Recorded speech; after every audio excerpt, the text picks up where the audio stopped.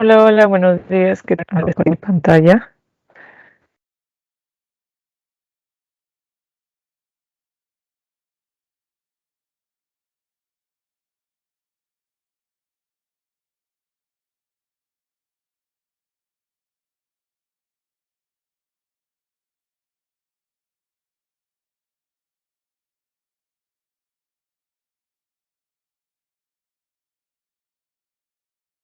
Por ejemplo, con respecto a los famosos dilemas éticos o la reflexión sobre la persona sobre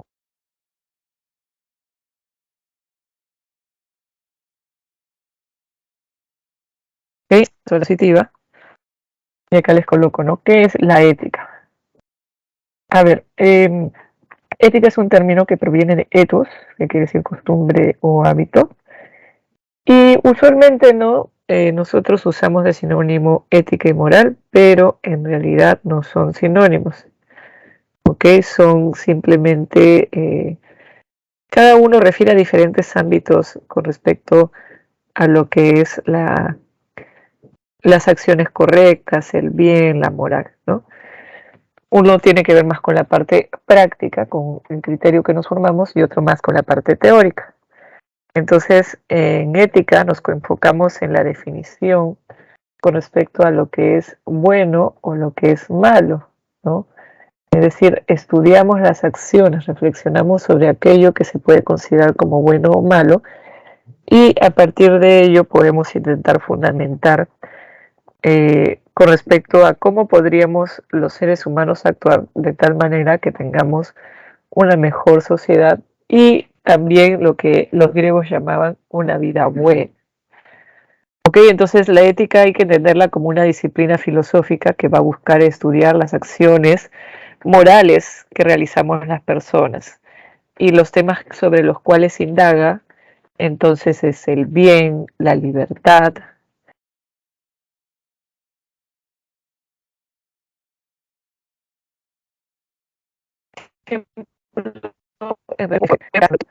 eh, el bien tiene que ver con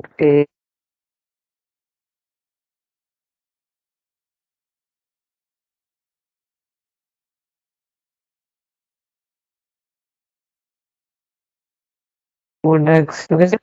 Nosotros, digamos,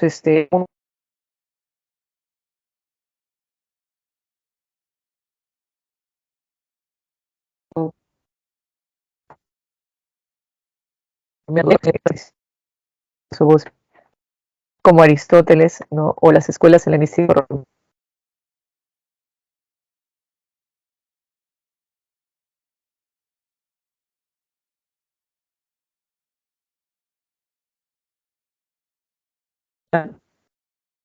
Por felicidad, no matar, ¿no?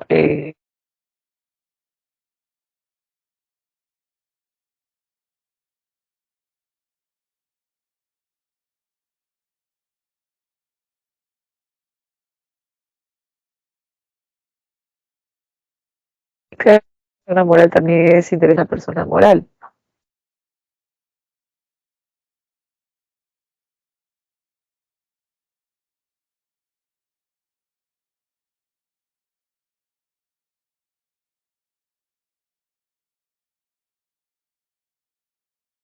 Responsable de sus actos. Hay personas amorales y morales, por ejemplo.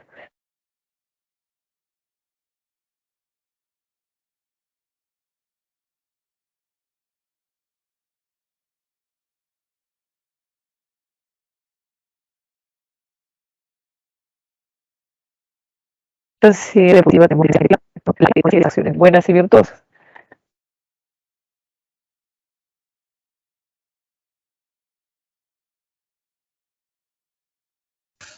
Mis buenos días. Disculpe, se le escucha intercortado. Que ver con es la reflexión. Miss no se lo escucha bien.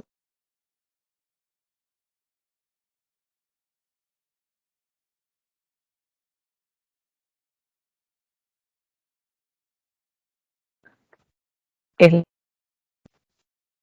a ver,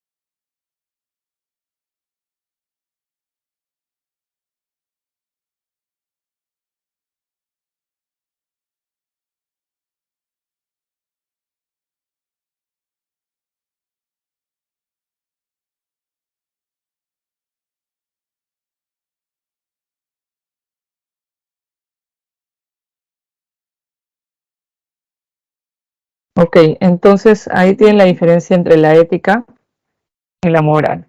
La ética tiene la referencia a la reflexión y la moral es en relación, como decía, a la praxis. Disculpa, ¿está compartiendo pantalla? Sí, acabo de ver ahorita, recién me han avisado.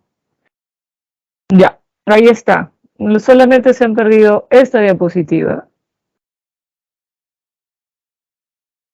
Y esto de acá ahorita estoy. ¿Ok? En el caso de la ética y la moral, como decía, la ética es la parte de la reflexión y la moral es la parte de la praxis. La ética es entonces la disciplina filosófica que se enfoca en lo que es la moral, en la fundamentación del bien, de la felicidad, ¿no es cierto? Por eso dice acá que aspira a un ideal de vida que tiene que ver con las acciones buenas y virtuosas. En cambio, la moral busca un modo de vida, es decir, más tiene que ver con la parte práctica, con si nuestras acciones pueden ser consideradas como buenas o malas, o mejor dicho, más que si pueden ser consideradas es cómo nosotros actuamos que creemos que estamos actuando bien, ¿no? Y en el caso de ese material, como le dije, es sobre todo teórico, entonces tienen acá historia de la ética. Y en el caso de la historia de la ética, tenemos primero la propuesta de Sócrates, que nos habla de la virtud, la arete, y acá dice saber y virtud coinciden. Me parece que cuando hablamos de Sócrates adelantamos un poco, ¿no? Sócrates habla de el intelectualismo ético, es decir, para él la virtud es conocimiento. Recuerden que el conocimiento tiene que ver con,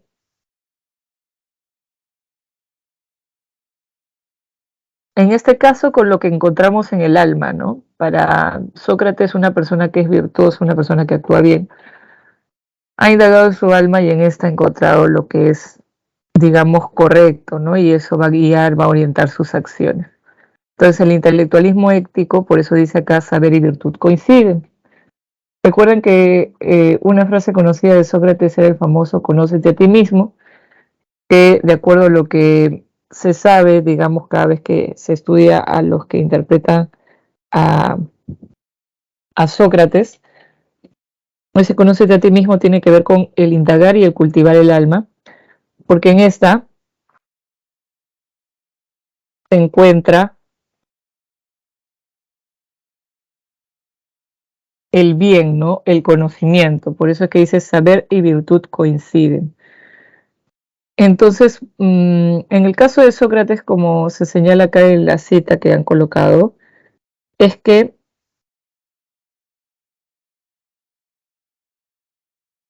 ¿cómo decirlo? Es que si yo actúo incorrectamente,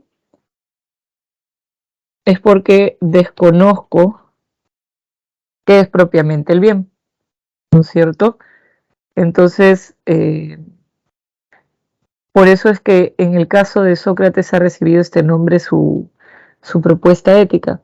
Ahora, tengan en cuenta que cuando él habla de ignorancia no lo usa en el sentido que a veces las personas usan actualmente el término, sino que tiene que ver con, eh, digamos, el desconocimiento, ¿no? El no encontrar o no indagar en el alma, el no alumbrar lo que es el bien, ¿no es cierto? Esa es la idea de Sócrates, ¿ya?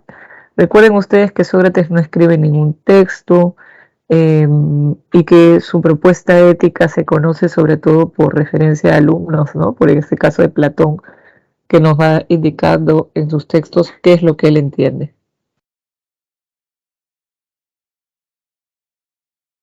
¿Ok? Y luego de Sócrates tenemos a Aristóteles. La ética aristotélica se conoce como ética teleológica, ética eudemonista, y también le llaman eh, ética de las virtudes, ¿no? De las tres formas normalmente la llaman. Ética teleológica porque recuerden que en griego telos es el fin, ¿no es cierto? Y desde el punto de vista de Aristóteles, todos tendemos hacia un fin, ¿no? Recuerden que Aristóteles habla de causas, ¿no es cierto? Entonces, para él la causa más importante es la causa final. Y por eso, entonces, como todas nuestras acciones van persiguiendo un fin, el fin del ser humano, en este caso, es la felicidad, la eudaimonía, que quiere decir un modo de vida que te acerca a la excelencia, que busca hacer de nosotros mejores personas. Cada acción, por pequeña que sea, nos lleva hacia un fin. Ese fin es obviamente un bien, ¿no es cierto? Por ejemplo, yo me alimento, ¿no? ¿Por qué hago eso? Porque es algo bueno para mí, porque necesito, no sé, alimentarme, estar fortalecida, etcétera, ¿no? Es una acción pequeña. Pero hay acciones más complejas, ¿no? Y en última instancia, toda acción que tú estés realizando lo que busca es la felicidad, el bien supremo, ¿no? El bien o el fin supremo para Aristóteles es la felicidad. Entonces, una persona que, digamos, siempre se traza metas, tiene objetivos, porque cada fin es como objetivos, como metas, siempre está buscando en estas tener una mejor vida, una vida feliz, ¿no? Quien buscase su mal, digamos, se trazase metas que solamente buscan hacerle daño, es porque realmente no ha identificado adecuadamente qué es el bien, ¿no?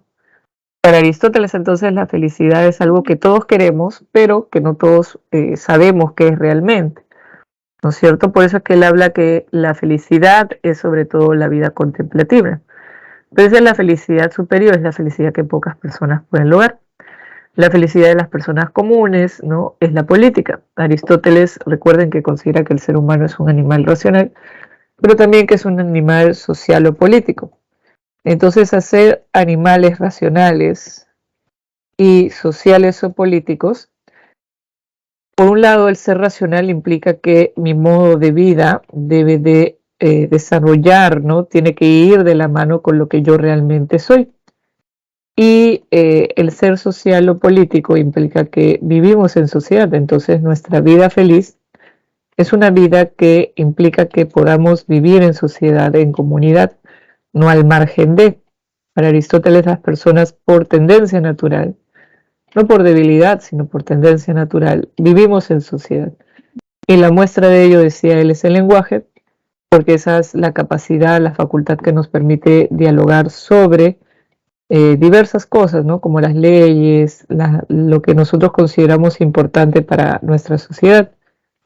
Entonces, esa es la idea de Aristóteles, ¿no?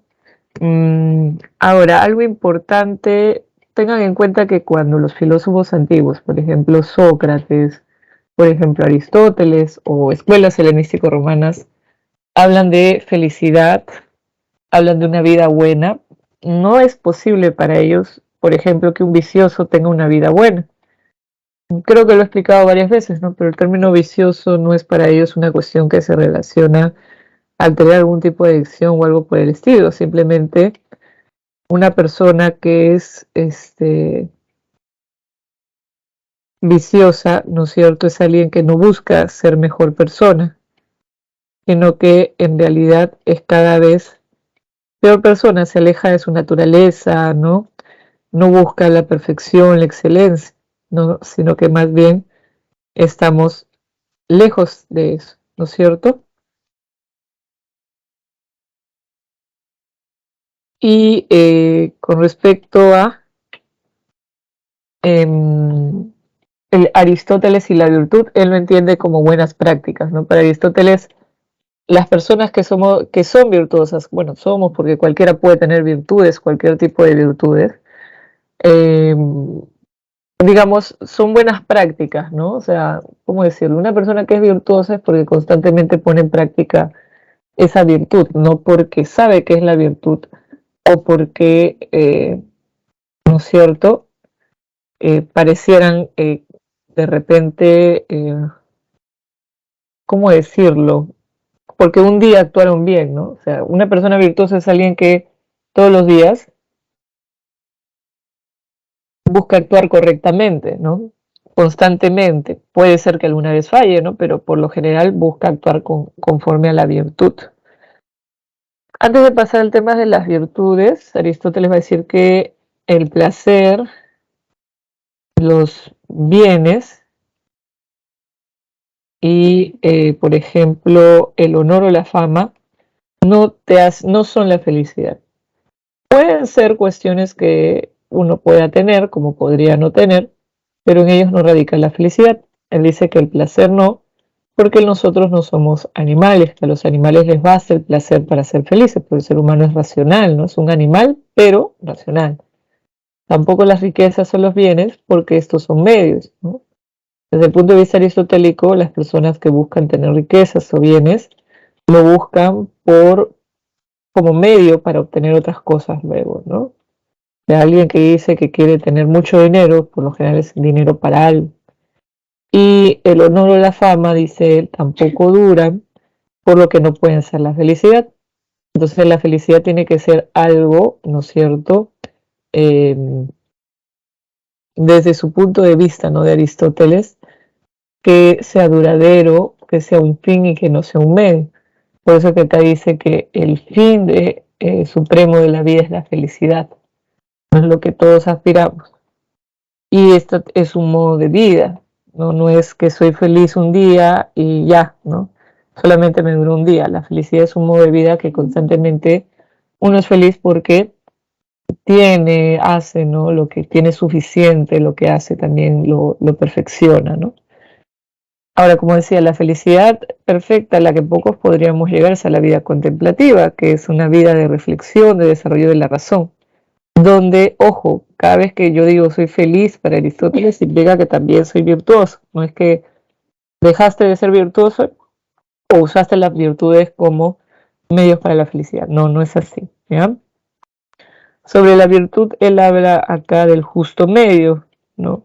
En Aristóteles hay que buscar un equilibrio entre los extremos, ¿no? Porque uno puede ser vicioso por defecto o por exceso. Por ejemplo, veamos la valentía, ¿no? Una persona que es valiente, actúa con valentía, ¿no es cierto? Se aleja de la cobardía,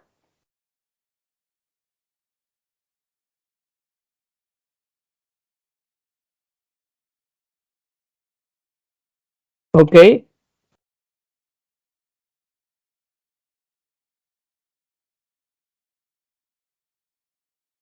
¿No es cierto? Por ejemplo, a ver, un caso de cobardía. De repente, piensen ustedes en una situación, digamos, conflictiva, ¿no? Una situación de un incendio, yo qué sé, ¿no? Una persona que es valiente va a intentar de repente no solamente exponerse a buen recaudo, sino tal vez ayudar a otros. Y en cambio el cobarde lo que va a hacer, ¿qué cosa es? El cobarde va a huir, ¿no? No va a intentar ayudar a nadie de repente, ¿no? Y la persona que es temeraria, más bien, lo que va a buscar hacer es actuar por exceso. O sea, el temerario solamente va a buscar de repente puede intentar ayudar a otros, ¿no? Pero va a exponer su vida y la de otros para lograrlo. Ahora, claro, cada uno tiene circunstancias, condiciones que lo hacen diferentes a otros. Entonces, el justo medio no es exacto, ¿no? Aristóteles decía que la felicidad o que la ética es una ciencia de la felicidad, pero que no es una ciencia exacta, ¿no? O sea, el que tú puedas ser feliz o no, o mejor dicho, el que tú pongas en práctica el justo medio es algo que depende de ti, ¿no? Porque como no todos tenemos las mismas características, entonces el ser valiente para algunos puede ser para otros ser temerario, ¿no? Una persona que de repente, imagínese en un incendio, ¿no?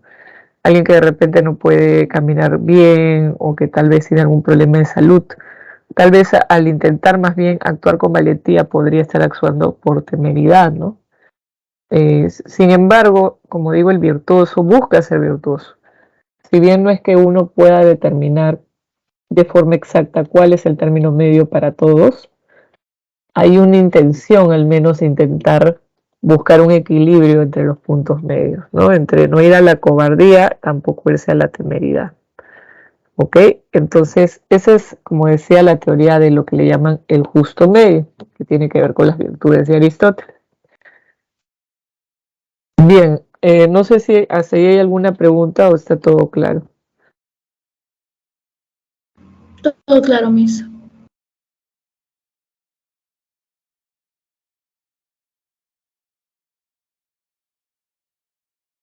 Ok.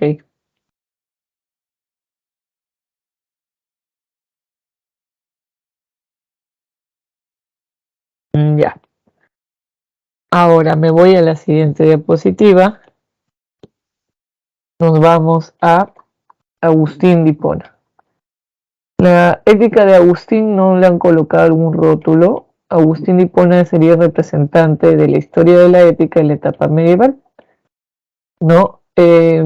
Como es un filósofo medieval, él pertenece al periodo de la patrística, que es la primera parte de la etapa medieval. Patrística por los padres de la iglesia, ¿no? La filosofía la difunden ellos, la realizan ellos.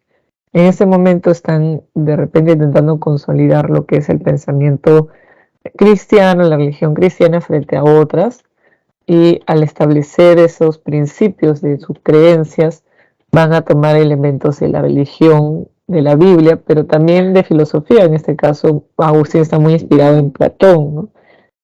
Ok, en el caso de Agustín, ¿no? Él también habla de felicidad y también habla de bienes, ¿no? Pero desde su punto de vista, el bien supremo es Dios. Cualquier cosa que uno pueda creer que es buena en su vida, ¿no? Es porque este bien que poseemos procede justamente de Dios, ¿no es cierto? En este caso, por ejemplo, este, por ejemplo, no sé, tener bienestar o tener libertad, o sea, decir, somos felices, ¿no? La verdadera felicidad no es solamente tener placer, bienestar, sino en el caso de Agustín es el hacer la voluntad de Dios, el que nos acerquemos a Dios de esa manera, ¿no? Y uno de los conceptos que trabaja él bastante con respecto a la ética es la idea del libre albedrío. Como filósofo cristiano que es, él considera que Dios ha hecho al ser humano a su imagen y semejanza, ¿no? Entonces, por ejemplo, también el ser humano tiene la capacidad de razonar, de pensar, solamente que no en el grado de repente que Dios no es perfecto. También nosotros somos libres, poseemos lo que se llama el libre albedrío, ¿no es cierto? Y por eso es que somos más dignos que los animales, por ejemplo, porque el ser humano tiene libre albedrío. ¿Qué entiende el por libre albedrío? Como dice acá, la capacidad de elegir entre el bien y el mal. El bien sería actuar conforme a lo que es la voluntad de Dios y el mal actuar en contra de la voluntad de Dios, ¿no? Si por ejemplo uno de los preceptos, una de las ideas de Dios es que no mataré, no hay que matar, ¿no es cierto? Una persona que hace su voluntad, ¿qué hace? Tampoco mata, ¿no? Si dice que hay que ayudar a las personas, por ejemplo, entonces también cumplo con su voluntad. Desde el punto de vista de Agustín, entonces, yo tengo libertad y si yo actúo correctamente, estoy cumpliendo con esa voluntad de Dios. Pero si yo actúo mal es cuando me alejo de Dios. El mal en un sentido ontológico, es decir, como algo que tiene existencia, que tiene esencia, no existe para Agustín. Dios es el bien supremo, y el mal en ese sentido sería la ausencia de Dios. En un sentido moral y ético, el mal es producto, ¿no es cierto? El mal es, digamos, el resultado de alejarse de esa voluntad de Dios, ¿no es cierto?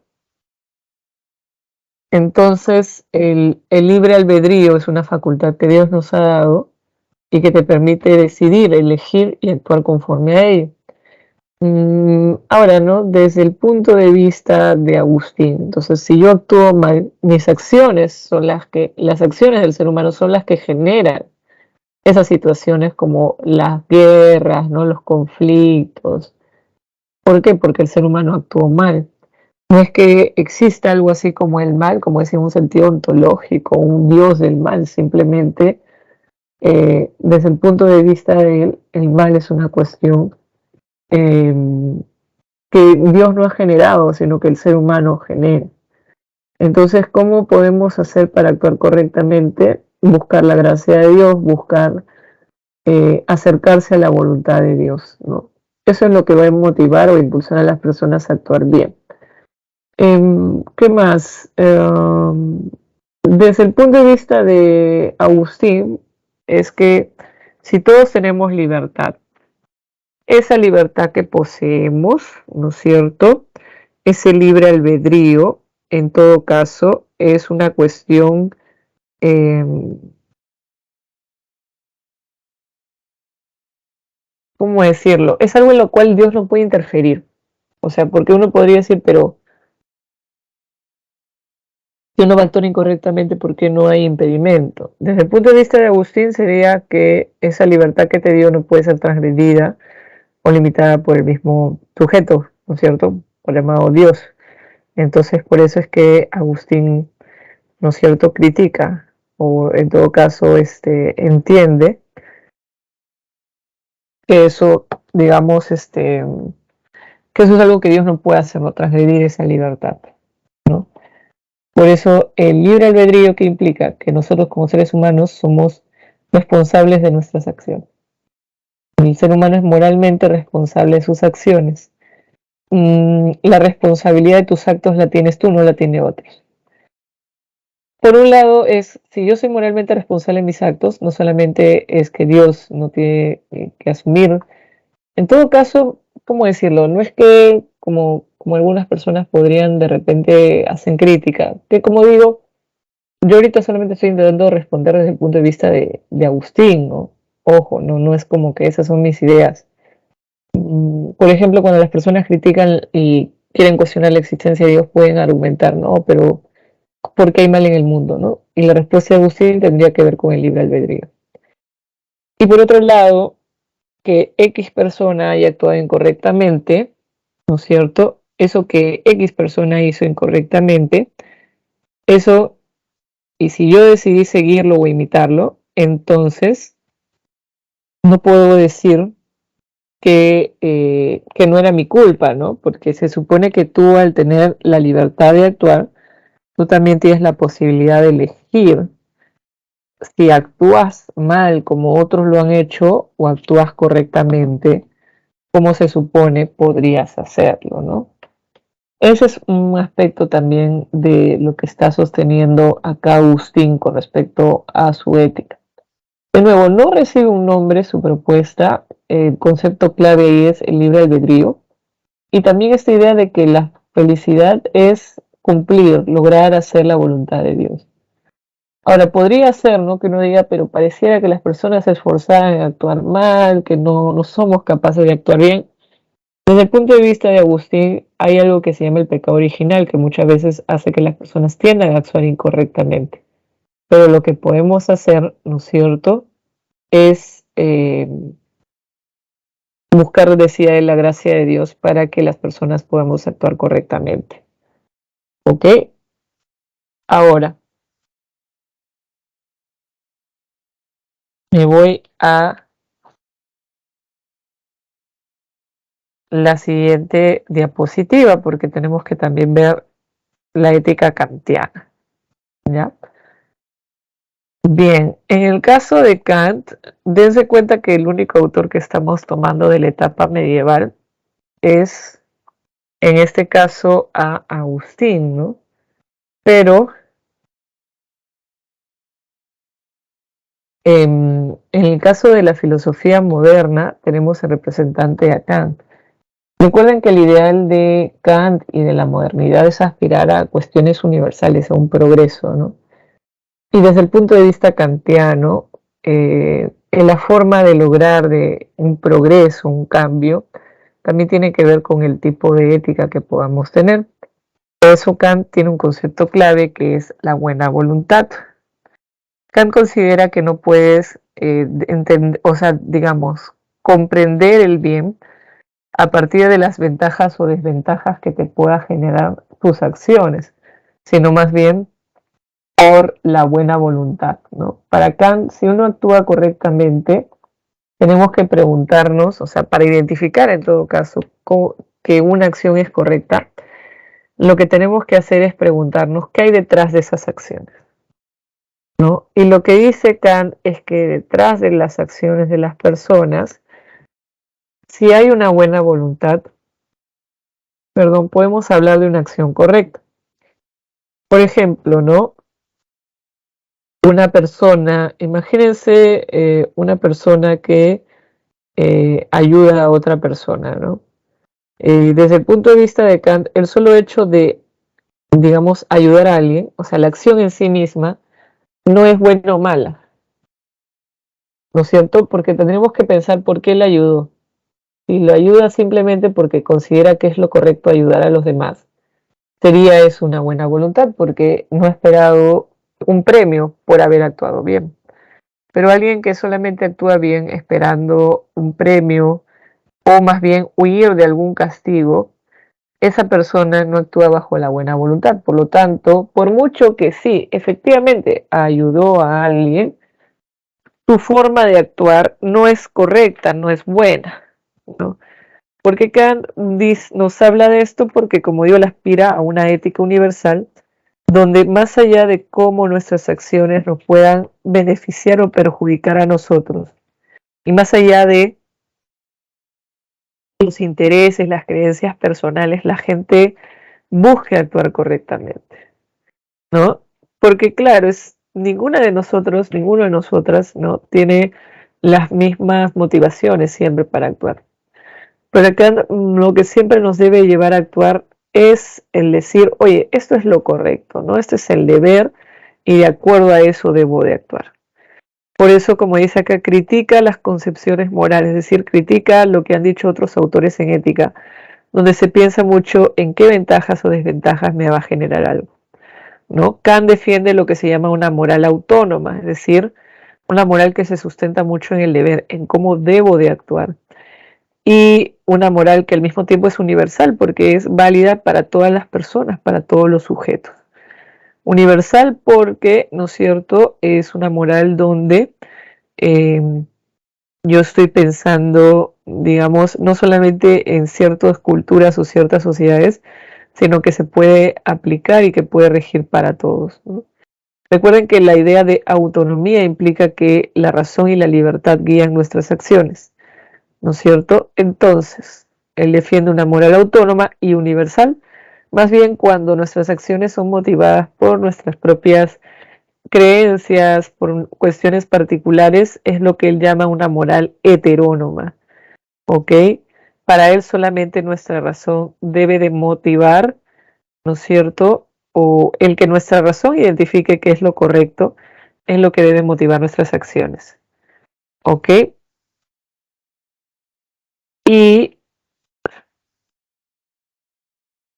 después, antes de pasar a Kant, voy a ir a esta parte, ¿no? La famosa diferencia entre los imperativos hipotéticos y categóricos. Primero que el término imperativo hace referencia a normas, mandatos, deberes morales. Hay normas que no necesariamente son morales, ¿no? Por ejemplo, no sé, el tener que conectarse, ¿no?, al Teams, por ejemplo, a las 8 de la mañana, supongamos. Es un deber, sí, pero no es una cuestión moral o ética. El imperativo, como digo, tal y como lo está entendiendo Kant, tal ya sea categórico o hipotético, son normas morales que fundamentan nuestras acciones, es decir, que explican o que orientan nuestras acciones.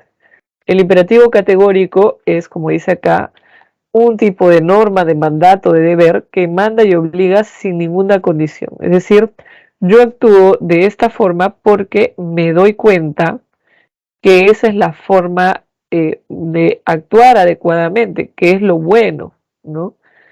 Entonces, por ejemplo, debo hacer A porque debo hacer A. El imperativo categórico determina cómo debo de actuar en cumplimiento, ¿no?, conforme al deber. Bueno, él dice que una cosa es actuar por el deber y otra conforme al deber, ¿no? Eso es algo extra que creo que no lo menciona en el material. Por ejemplo, a ver, en una situación X, una persona X necesita nuestra ayuda, de repente nos damos cuenta que está herida en la calle, ¿ya? Supongamos que han pasado cerca de las manifestaciones, una persona que está herida en la calle. ¿Cuáles son las tres? Vamos a colocar tres posibilidades. Una es que no lo ayudes. Eso obviamente está mal, porque si puedes ayudarlo, podrías y deberías de hacer algo, ¿no es cierto? Luego, tienes otras dos posibilidades. Una es que lo ayudes pero solamente si es que alguien te ve, ¿no? Le digo, lo voy a ayudar porque, bueno, la gente me está filmando, ¿no? Qué roche que me vean que no ayuda a nadie. Otro es que yo solamente ayude si me cae bien, ¿no? Hay gente que solamente ayuda a otros cuando les cae bien, pero les cae mal, no lo ayudan. O no, esta persona piensa como yo, lo voy a ayudar. Ah, si no piensa como yo, bueno, ¿no? En fin, entonces para Kant la idea es, cuando tú estás, digamos, estás actuando conforme a lo que la mayoría de personas esperaría, estás ayudando a alguien, pero no lo estás haciendo por los motivos correctos. Cuando tú simplemente buscas ayudarlo porque dices, oye, es lo correcto ayudar a alguien, no me importa quién sea, cómo piense, simplemente estoy viendo que necesita ayuda. Entonces, para Kant eso es un imperativo categórico, el deber hacer las cosas porque es lo correcto. El imperativo hipotético es cuando yo actúo esperando algo a cambio de mis acciones. No necesariamente si quiero ser famoso, ¿no? Como buena gente, entonces voy a ayudar a quienes lo necesitan solo cuando me filmen, ¿no? A veces es cosas como, por ejemplo, no sé, si actúo bien, Dios me va a premiar, ¿no? O no quiero que la gente me mire mal, entonces voy a hacer esto. Eso también es un imperativo hipotético. El imperativo hipotético básicamente es cuando yo no busco cumplir con lo correcto y no actúo bajo la buena voluntad, sino bajo intereses, de motivaciones particulares. Como Kant no hace un listado de deberes o imperativos, solamente nos da criterios para reconocer cuando efectivamente el deber o lo que motiva mi acción es un imperativo categórico o hipotético. La primera, por ejemplo, la primera formulación, es decir, el primer criterio es actuar como creo que deberían actuar todas las personas. Por ejemplo, si yo creo que está bien ayudar a los demás, sin importar qué persona sea, qué tipo de ideas tenga, me gustaría que todos hagan lo mismo que yo. Si te gustaría, si tú consideras que todos deben de actuar de la misma manera, es una cuestión universal. Ahora, ¿qué tal si yo digo, está bien mentir a menos que mentir me vaya a beneficiar? Si todas las personas pensaran como tú, ¿no es cierto? Entonces todos solamente harían lo mismo que tú, no sería una cuestión universal, pues, ¿no? Eso también te puede terminar afectando. Ojo, uno puede decir, profesora, pero yo creo que la gente ya actúa así. La pregunta es, ¿todos realmente actúan así? Y segundo, Kant está diciendo cómo actúan o cómo podríamos actuar mejor. Si te das cuenta, él está optando por cómo podemos mejorar, cómo podemos progresar en el sentido también moral, no solamente nociológico.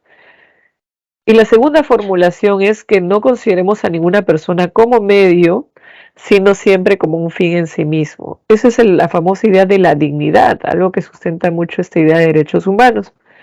Cada uno de nosotros para Kant tiene valor en sí mismo.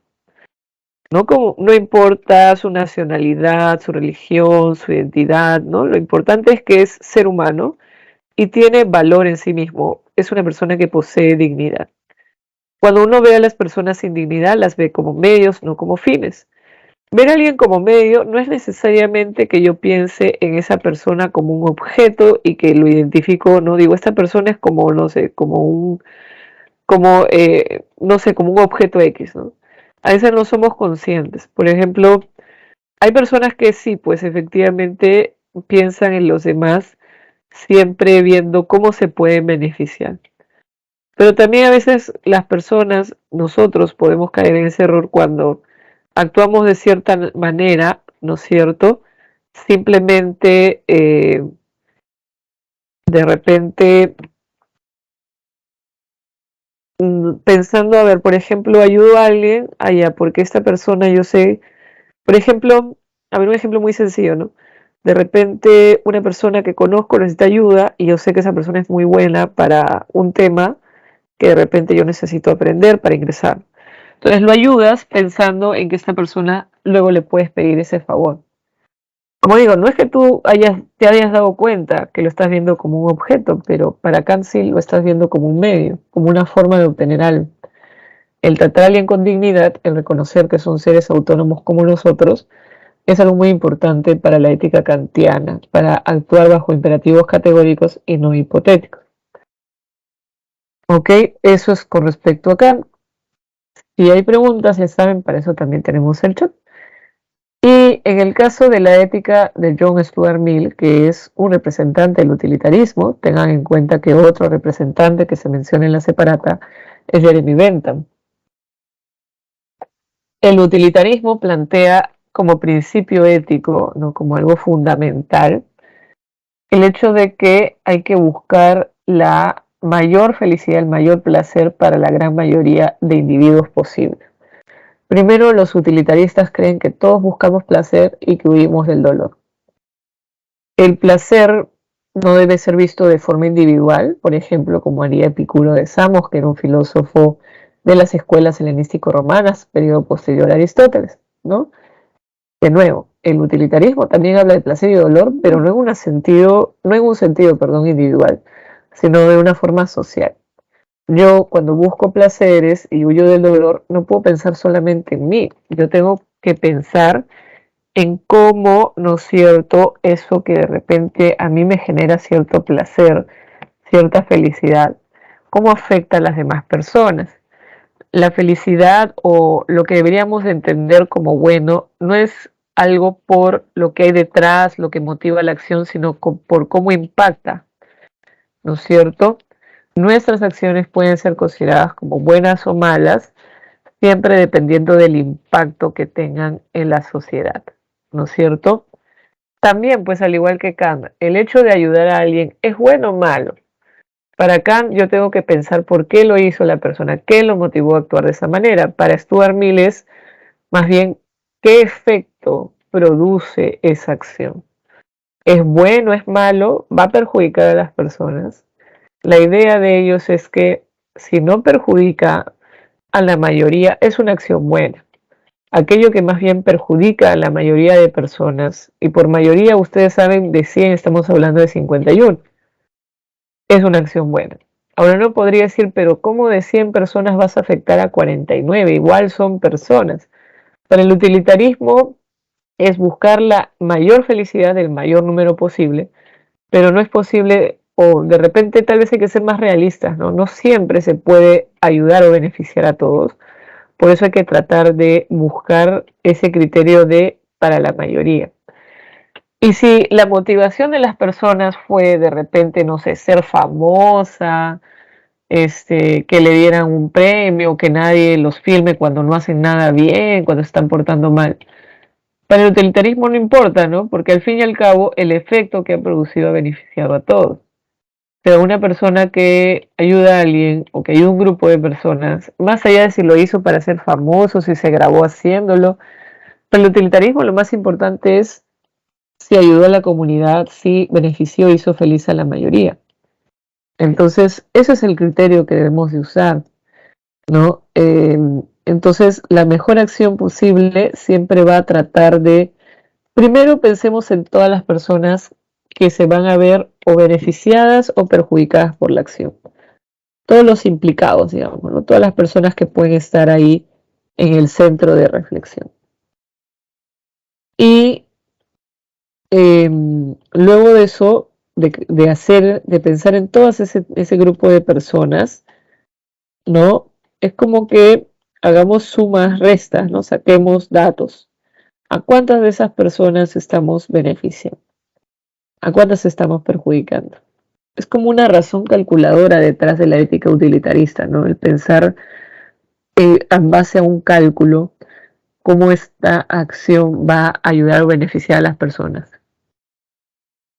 ¿Ok? Entonces, por eso es que tengo que pensar en interesados o perjudicados. Ahora, claro, hay acciones que no necesariamente benefician a las personas, pero que también podríamos pensar no tampoco son perjudiciales, ¿no? Entonces tendría que evaluar en ese caso cómo impacta, ¿no? Porque tengo que elegir, digamos, siempre maximizar esa, puede decir felicidad, como puede decir placer, bienestar de la mayoría, ¿ok? Como digo, puede ser la felicidad del mayor número posible de personas, el bienestar, la utilidad o el placer, ¿no? Por lo general usan el término felicidad o bienestar, ¿ok? Es válido, no es contradictorio que hagan eso. Bien. Eso es para Stuart Mill. Tengan en cuenta que, como decía, Jeremy Bentham también es un utilitarista, pero John Stuart Mill se hizo más conocido de repente. Tiene un escrito también sobre la libertad, por ejemplo. Ahí Mill habla de cómo él entiende la libertad, ¿no? Para Mill, por ejemplo, la libertad termina individual de cada uno de nosotros, donde empieza la de otros. Entonces, en ese sentido, él considera, claro, es importante que pongamos en práctica y que seamos libres realmente de actuar como deseamos, pero también pensando en que no podemos afectar a otros en este ejercicio de nuestra libertad. ¿Ok? Bien. Y luego de eso tenemos a Moore. En el caso de los autores que hemos visto, ¿hay alguna pregunta? Con Moore ya acabaríamos. ¿Hay alguna pregunta o está todo claro?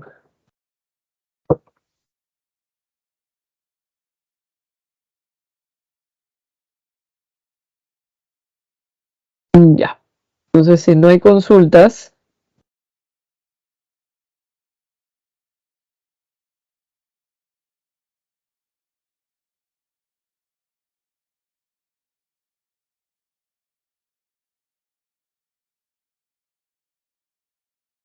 ok.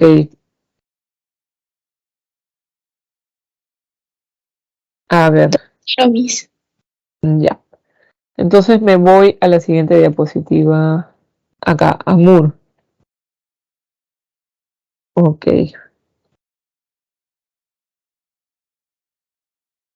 Entonces, en el caso de Moore, lo que él es un filósofo analítico, los autores de corriente analítica tienen la orientación por lo general de ser muy precisos, muy rigurosos con las palabras y suelen hablar de epistemología, de lógica. En este caso, Moore nos habla de ética y lo que él cuestiona es cómo se emplea o qué conceptos se está entendiendo de ello.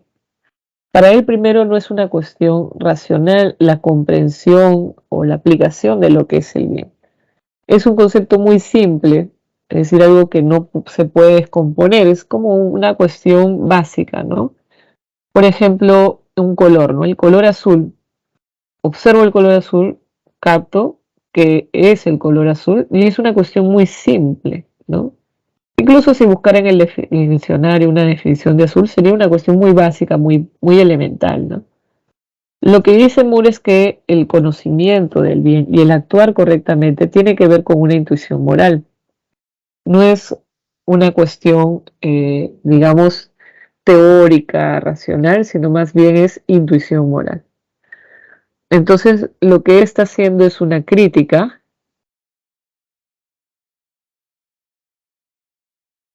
lo que él está haciendo es una crítica a la filosofía que hemos visto usualmente, ¿no? A la filosofía de Kant y de otros autores. Disculpe, es a las 11 me parece, ¿no? Me dice 10:55. 11, ¿no? Ya. Entonces, en el caso de Moore,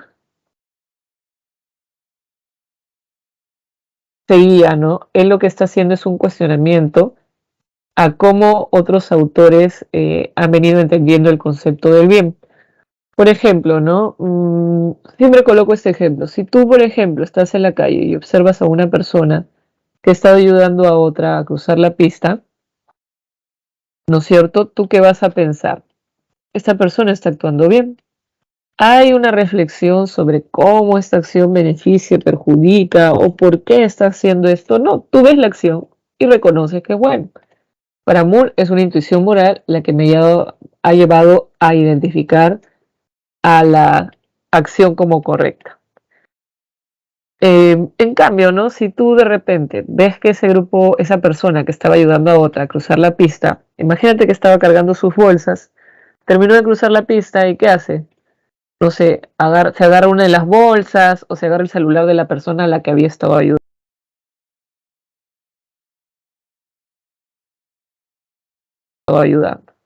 Tú observas esa situación y también no es que yo me ponga a pensar en qué imperativo domina su acción, ¿Cuál es la inspiración? ¿Cómo va a impactar a la sociedad que haga eso? Tú simplemente has observado eso y por sentido común has identificado esa acción como incorrecta. Entonces mi intuición moral me lleva a darme cuenta qué es lo correcto, de tal manera que cada vez que, por ejemplo, yo actúe, también voy a actuar correctamente, porque al haber intuido moralmente el bien, de nuevo, si yo veo que alguien actúa bien, que alguien actúa mal, yo por sentido común me doy cuenta, oye, esa es la forma correcta de actuar. O también me doy cuenta, esa forma de actuar es incorrecta. Moore lo que está haciendo, como decía, es una suerte de posición distinta, tomando otra vía con respecto a lo que es correcto, ¿no? Porque, como digo, desde su punto de vista, no es una cuestión que requiera todo un debate teórico. Se puede dar, es cierto, sobre ideas éticas, ¿no? Por ejemplo, qué es el bien, qué es la felicidad. Pero para Moore ese debate es algo que tal vez no sería muy fructífero, porque como digo, el concepto del bien es una cuestión muy simple, es una noción simple. No es una noción compleja, complicada, ¿no? Como decía, yo veo una acción correcta y me voy a identificar, voy a reconocer esta como buena. Y si yo actúo similar, también me doy cuenta, oye, yo actúo de esa manera, entonces yo actúo bien. Y si yo no actúo de esa manera, me voy a dar cuenta, oye, no estoy actuando bien, ¿no? Porque eso me estoy dando cuenta al verlo, aunque más que para él es porque lo vea, como una intuición moral, ¿no? Le dice, es el captar inmediatamente que esa acción es correcta. Como dicen a veces, ¿no? No hay tanta vuelta que darle. Tú reconoces lo correcto y actúas conforme a él. Y si te das cuenta también es pensando en esto, ¿no? Yo realmente puedo comprender realmente el por qué actúa una persona, porque también esa persona me podría decir por qué, pero más allá de su razón, ella tal vez quiere actuar conforme por el deber, pero lo hará.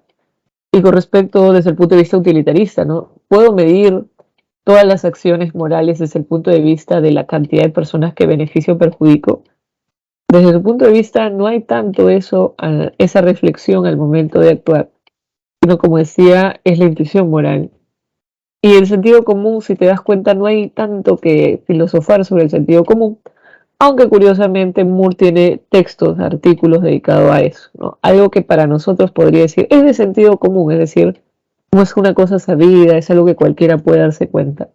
Moore, por ejemplo, hace filosofía acerca de eso, ¿no? Entonces, es un autor interesante, pero va por una línea distinta, obviamente, de los autores que ya hemos estado revisando. ¿Ok? Bien. Entonces, para que no se nos acabe, o mejor dicho, ya se nos acabó el tiempo, les voy a colocar acá en el chat las claves de esta semana 13. Ahí tienen las lecturas y los ejercicios. Nos vemos entonces disculpe, el próximo martes. ¿Puede poner la primera diapositiva, por favor? La primera. Rápidamente. Esta es la primera. Nos vemos el próximo martes entonces. Chao chicos, chicas, goodbye. Gracias, Nos vemos.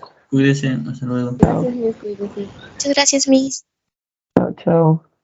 Chao, Miss, cuídese.